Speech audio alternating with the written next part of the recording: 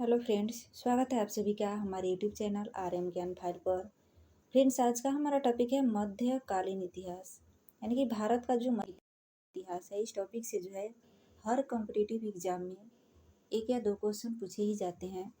तो हमने कुछ मोस्ट इम्पोर्टेंट क्वेश्चन को इस वीडियो में कवर किया है। आप इस वीडियो में अंत तक बने रहिएगा। चैनल पे नए हैं तो चैनल को सब्सक्राइब कर लीजिएगा, बेल आइकन को प्रेस कर लीजिएगा। तो चलिए शुरू करते हैं वीडियो को फर्स्ट क्वेश्चन के साथ। हमारा पहला क्वेश्चन दिया है। पहला क्वेश्चन है, शास्त्रीय संगीत की सबसे ज़्यादा पुस्तकें किसके समय लिखी गई? तो देखिए, शास्त्रीय संगीत की सबसे ज़्यादा पुस्तकें जो है ये औरंगजेब के समय लिखी गई थी। इसका सही जवाब जो हो जाएगा ऑप्शन डी होगा, औरंगजेब। देखिए, सभी क्वेश्चन को जो है हमने डिटेल से समझाने का प्रयास किया है। इसको डिटेल में देख लेते हैं। देखिए, शास्त्रीय संगीत की सबसे ज़्यादा पुस्तकें जो है औरंगजेब के समय हुई। यद्यपि औरंगजेब ने संगीत पर रोक लगा दी थी। देखिए, सबसे ज़्यादा पुस्तकें तो औरंगजेब के समय में ही लिखी गई थी, लेकिन औरंगजेब ने क्या किया था, इस सभी संगीत की पुस्तकों पर जो है रोक लगा दी थी। दूसरा क्वेश्चन दिया है, हमीम हमाम किस राजा के शाही स्कूल का मुख्य संचालक था? तो इसका सही जवाब होगा ऑप्शन ए, अकबर। अकबर के राजा अकबर के शाही स्कूल का जो है यह मुख्य संचालक था। वो कौन था? हमीम हमाम। इसको डिटेल में देखते हैं। हमीम हमाम जो है अकबर के शाही स्कूल का संचालक और अकबर के नवरत्नों में से एक था। देखिए, अकबर के दरबार में जो नवरत्न थे उनमें से हमीम हमाम भी एक था, जो स्कूल का संचालक था। अगला क्वेश्चन दिया है, निम्नलिखित में से किसने श्री भाष्य की रचना की? तो इसका राइट आंसर जो हो जाएगा ऑप्शन ए होगा, रामानुजाचार्य। रामानुजाचार्य ने जो है श्री भाष्य की रचना की थी। अगला क्वेश्चन दिया है, चचनामा कहाँ के इतिहास से संबंधित है? चचनामा जो है कहाँ के इतिहास से संबंधित है? इसका सही जवाब होगा ऑप्शन बी, सिंध। सिंध से जो है संबंधित है। डिटेल में देखते हैं इसको। चचनामा सिंध के इतिहास से संबंधित पुस्तक है।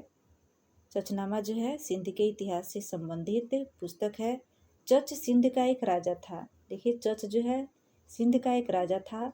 चच का साम्राज्य आधुनिक भारत, पाकिस्तान, अफगानिस्तान और ईरान के क्षेत्र में फैला हुआ था, जिसकी राजधानी ब्रह्मणाबाद थी। अगला क्वेश्चन दिया है, शनिवार बाड़ा किस वंश से संबंधित था? देखिए, इसका राइट आंसर जो होगा ऑप्शन बी होगा, मराठा। शनिवार बाड़ा जो है मराठा वंश से संबंधित था। इसको डिटेल में देख लेते हैं। शनिवार बाड़ा मराठा साम्राज्य के पेशवाओं के बैठने का स्थान था। देखिए, शनिवार बाड़ा जो है यह मराठा साम्राज्य के पेशवाओं, इस समय के जो पेशवा लोग हुआ करते थे उस समय उनके बैठने का स्थान था शनिवार बाड़ा। इसका विकास पेशवा बाजीराव प्रथम के समय हुआ। इसका विकास जो है पेशवा बाजीराव प्रथम के समय में हुआ था, याद रखिएगा। नेक्स्ट क्वेश्चन है, निम्नलिखित में से किस शासक के शासनकाल में मलिक मोहम्मद जायसी ने अपनी पुस्तक महाकाव्य कृति पद्मावत पूरी की? देखिए, पद्मावत एक बहुत ही मोस्ट इम्पोर्टेंट क्वेश्चन है, और यह पुस्तक भी, और ये हमेशा एग्जाम में ये भी पूछा जाता है कि पद्मावत की रचना किसने की थी? तो मलिक मोहम्मद जायसी ने की थी।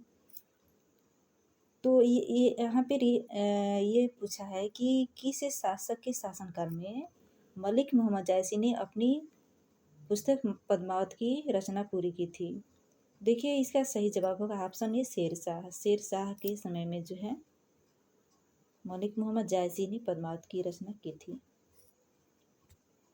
नेक्स्ट क्वेश्चन दिया है, इसको डिटेल में देख लेते हैं पहले।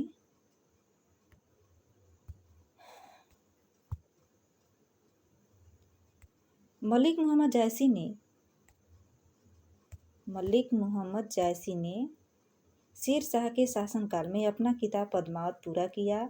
यह अवधी भाषा में लिखित है। पद्मावत जो है अवधी भाषा में लिखी गई पुस्तक है। अगला क्वेश्चन दिया है, अकबरनामा के लेखक अबुल फजल ने मुगल साम्राज्य में अपने समय की शुरुआत किस रूप में की थी? तो इसका सही जवाब होगा ऑप्शन बी, मनसबदार। देखिए, अकबरनामा के लेखक अबुल फजल ने की थी, ये भी एक क्वेश्चन बनता है, एग्जाम में पूछा भी गया है कई बार। अबुल फजल ने किसकी रचना की थी? तो अकबरनामा की रचना की थी, यानी कि अकबरनामा के लेखक कौन है? तो अबुल फजल है, इसको याद रखिएगा। इसको डिटेल से समझ लेते हैं। अबुल फजल को 1574 के करीब अकबर से मिलवाया गया था और उसे मनसबदार के रूप में सूचीबद्ध किया गया था। 1589 में अकबर के कहने पर अबुल फजल ने अकबरनामा लिखना शुरू किया, जो अकबर के शासनकाल का सबसे विस्तृत इतिहास है। अकबरनामा शुरू में 1596 में बनकर तैयार हुआ था, लेकिन बाद में इसका लेखा जोखा 1601 तक चलता रहा। 1596 में तैयार तो हुआ था, लेकिन इसका लेखा जोखा जो है 1601 तक जो है चलता रहा। तो इसको याद रखिएगा। अगला क्वेश्चन दिया है, निम्नलिखित में से कौन दुनिया के सबसे लंबे महाकाव्य और ग्रेटर ईरान के राष्ट्रीय महाकाव्य शाहनामा के लेखक हैं? तो देखिए, इसका सही जवाब जो हो जाएगा ऑप्शन बी होगा, फिरदौसी। फिरदौसी जो है शाहनामा के लेखक हैं। इसको डिटेल में देख लेते हैं। फिरदौसी एक फारसी कवि थे और शाहनामा के लेखक भी। राजाओं की पुस्तक के रूप में जाने जाते थे। फिरदौसी को जो है राजाओं की पुस्तक के रूप में जो है जाना जाता था उसमें, जो दुनिया के सबसे लंबे महाकाव्य और ग्रेटर ईरान के राष्ट्रीय महाकाव्य में से एक हैं। अगला क्वेश्चन दिया है, विजयनगर साम्राज्य के राजा अच्युत राय ने किस प्रकार के सिक्के जारी किए? इसका राइट आंसर हो जाएगा ऑप्शन बी, गरुड़। इसको भी डिटेल से देख लेते हैं। देखिए, विजयनगर साम्राज्य के तुलुव वंश के राजा अच्युत राय ने गरुड़ प्रकार के सिक्के जारी किए। वह कृष्णदेव राय के छोटे भाई थे। विजयनगर साम्राज्य के जो तुलुव वंश के राजा थे अच्युत राय, उन्होंने जो है गरुड़ प्रकार के सिक्के जारी किए थे और अच्युत राय जो है वह कृष्णदेव राय के छोटे भाई थे, याद रखिएगा। अगला क्वेश्चन दिया है, एक शासक द्वारा अपने अधिकारियों के अस्थायी रूप में दिए जाने वाले राजस्व कार्यों को क्या नाम दिया गया था? तो इसका सही जवाब हो जाएगा ऑप्शन सी, भोग। डिटेल में देखते हैं इसको। एक शासक द्वारा अपने अधिकारियों को राजस्व असाइनमेंट या भोग अस्थायी रूप में दिए जाते थे और यद्यपि शासक चाहे तो इसकी भी समय रद्द किया जा सकता था। नेक्स्ट क्वेश्चन दिया है, निम्नलिखित में से किस शासक ने सिंध के राजपूत शासक दाहिर को मारा? तो देखिए, इसका राइट आंसर हो जाएगा option A, Malik Muhammad bin Qasim. Option A इसका सही जवाब होगा, मुहम्मद बिन कासिम। इन्होंने जो है राजपूत शासक दाहिर को मारा था, जो सिंध के शासक थे। डिटेल में देखते हैं इसको। देखिए, मोहम्मद बिन कासिम मुश्किल से 17 साल का एक बहुत ही साहसी और महत्वाकांक्षी युवक था। जब उसे सिंध पर आक्रमण करने का काम सौंपा गया था, उसने सिंध की राजधानी अलौर के पास एक घमासान युद्ध में दाहिर को मार डाला। देखिए, मोहम्मद बिन कासिम जो है जिस समय दाहिर को मार डाला था, उस समय उसका उम्र मात्र 16 साल का था और उस समय वो बहुत ही महत्वाकांक्षी और साहसी युवक था। उसने सिंध पर आक्रमण किया और उस युद्ध में जो है दाहिर को मार डाला। अगला क्वेश्चन दिया है, सेल्जुक की हार के बाद निम्नलिखित में से किस राज्य में सत्ता के लिए संघर्ष हुआ? तो देखिए, इसका राइट आंसर जो होगा इसका राइट आंसर होगा ऑप्शन डी, 1, 2, 3। देखिए, इसमें तीनों जो है सही है। करातिकाई, ज्वारजमशाह, घुरिद। इसको डिटेल में देखते हैं। ईरान और अफगानिस्तान के कुछ हिस्सों पर 50 वर्षों से अधिक समय तक सेल्जुक का शासन था। 1141 ईस्वी में सेल्जुक की हार के बाद मध्य एशिया और ईरान के कुछ हिस्सों पर कराकिताई, ख्वारज्म शाह और घुरिद के बीच सत्ता के लिए संघर्ष हुआ। अगला क्वेश्चन दिया है, निम्नलिखित में से किस तोमर शासक को दिल्ली शहर को स्थापित करने का श्रेय प्राप्त है? तो देखिए इसका राइट आंसर जो हो जाएगा ऑप्शन ए होगा अनंगपाल। अनंगपाल इसका सही जवाब हो जाएगा। इसको डिटेल में देखते हैं।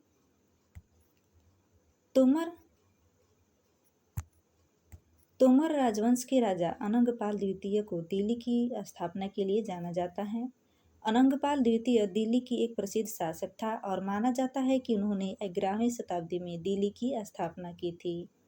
11वीं शताब्दी में दिल्ली की स्थापना किसने की थी? तो तोमर राजवंश के राजा अनंगपाल द्वितीय जो हैं दिल्ली की स्थापना की थी। अगला क्वेश्चन दिया है, मोहम्मद बिन कासिम ने निम्नलिखित में से किस ईस्वी में सिंध पर विजय प्राप्त की थी? तो देखिए इसका राइट आंसर जो हो जाएगा ऑप्शन ए होगा 712 ईसा पूर्व में जो है मोहम्मद बिन कासिम ने सिंध पर विजय प्राप्त की थी। नेक्स्ट क्वेश्चन दिया है, महमूद गजनवी ने निम्नलिखित में से किस प्रसिद्ध मंदिर पर धावा बोला था? तो देखिए इसका राइट आंसर जो हो जाएगा, इसका राइट आंसर होगा ऑप्शन सी सोमनाथ। देखिए महमूद गजनवी ने जो है सोमनाथ पर आक्रमण किया था और इस मंदिर का जो है बहुत ही भारी नुकसान हुआ था और यह आक्रमण जो है 1026 ईस्वी में हुआ था। अगला क्वेश्चन दिया है, तराइन की दूसरी लड़ाई में पृथ्वीराज को किसने पराजित किया था? तराइन की दूसरी लड़ाई में जो है पृथ्वीराज को किसने पराजित किया था? इसका राइट आंसर जो हो जाएगा ऑप्शन सी होगा मोहम्मद गौरी। मोहम्मद गौरी ने जो है पृथ्वीराज चौहान को तराइन की दूसरी लड़ाई में पराजित किया था। इसको डिटेल में देखते हैं। देखिए तराइन की दूसरी लड़ाई 1192 ईस्वी में लड़ी गई थी। इस युद्ध में मोहम्मद गौरी ने पृथ्वीराज को पराजित कर दिया था और फिर उसे अपने साथ गजनी ले गया था। अगला क्वेश्चन दिया है, मोहम्मद गौरी विजित प्रदेशों के देखभाल के लिए निम्नलिखित में से किस विश्वसनीय जनरल को छोड़कर गया था? तो इसका राइट आंसर जो होगा ऑप्शन सी होगा कुतुबुद्दीन ऐबक। अगला क्वेश्चन है, निम्नलिखित में से किस राजपूत राजा ने मोहम्मद गौरी को पहली बार हराया था? किस राजपूत राजा ने जो है मोहम्मद गौरी को पहली बार हराया था? तो देखिए इसका राइट आंसर हो जाएगा ऑप्शन बी बघेल भीम। बघेल भीम जो है ये राजपूत राजा थे, इन्होंने पहली बार मोहम्मद गौरी को हराया था। नेक्स्ट क्वेश्चन दिया है, मलिक काफूर जनरल था। मलिक काफूर जो है जनरल था, तो किसका जनरल था जी ये? इसका सही जवाब होगा ऑप्शन सी अलाउद्दीन खिलजी का। अलाउद्दीन खिलजी का जो है जनरल था मलिक काफूर। अगला क्वेश्चन दिया है, निम्नलिखित में से किस खिलजी शासक ने दिल्ली के राज सिंहासन पर बैठने के लिए अपने ससुर की हत्या कर दी थी? किस खिलजी शासक ने दिल्ली के राज सिंहासन पर बैठने के लिए अपने ससुर की हत्या कर दी थी? इसका राइट आंसर जो हो जाएगा ऑप्शन डी होगा अलाउद्दीन खिलजी। अलाउद्दीन खिलजी ने दिल्ली के राज सिंहासन को पाने के लिए अपने ही ससुर की जो है हत्या कर दी थी। नेक्स्ट क्वेश्चन दिया है, बाजार विनियमन प्रणाली आरंभ की गई थी। बाजार विनियमन प्रणाली आरंभ की गई थी, तो किसके द्वारा की गई थी? ये जो है अलाउद्दीन खिलजी के द्वारा की गई थी। ऑप्शन सी जो है इसका राइट आंसर हो जाएगा। नेक्स्ट क्वेश्चन दिया है, दिल्ली के निम्नलिखित सुल्तानों में से किसे इतिहासकारों ने विरोधाभासों का मिश्रण बताया? तो इसका राइट आंसर होगा ऑप्शन डी मुहम्मद बिन तुगलक। अगला क्वेश्चन है, मुहम्मद बिन तुगलक निपुण था, तो किसमें निपुण था जी ये? मोहम्मद बिन तुगलक निपुण था। सही जवाब होगा दर्शन में, option D is the right answer. Mohammad bin Tughlaq जो है दर्शन में निपुण था। अगला क्वेश्चन दिया है, कुतुब मीनार को जैसे हम आज उसे देखते हैं अंततः पुनर्निर्माण किया गया था। तो ये जो है किसके द्वारा पुनर्निर्माण किया गया था? इसका सही जवाब होगा ऑप्शन डी, फिरोज तुगलक द्वारा। नेक्स्ट क्वेश्चन है, इब्न बतूता किसके शासनकाल में भारत आया था? तो इसका राइट आंसर हो जाएगा ऑप्शन सी, बलबन। इब्न बतूता जो है बलबन के शासनकाल में भारत आया था। अगला क्वेश्चन है, लोधी वंश का अंतिम शासक कौन था? मोस्ट इम्पोर्टेंट क्वेश्चन है ये, लोधी वंश का अंतिम शासक कौन था? तो इसका सही जवाब होगा ऑप्शन बी, इब्राहिम लोधी। लोधी वंश का अंतिम शासक जो है इब्राहिम लोधी था। Option B is the right answer. अगला क्वेश्चन है, लोधी वंश की स्थापना किसने की थी? तो लोधी वंश की स्थापना जो है बहलोल लोधी ने की थी। इसका सही जवाब होगा option C. Option C is the right answer. अगला क्वेश्चन दिया है, भारत में चिश्ती सिलसिले को किसने संस्थापित किया? इसका सही जवाब होगा option C, Sheikh Moinuddin Chishti. Next question है, प्रथम भक्ति आंदोलन का आयोजन किसने किया था? प्रथम भक्ति आंदोलन का आयोजन जो है किसने किया था? तो इसका राइट आंसर हो जाएगा ऑप्शन डी, रामानुजाचार्य।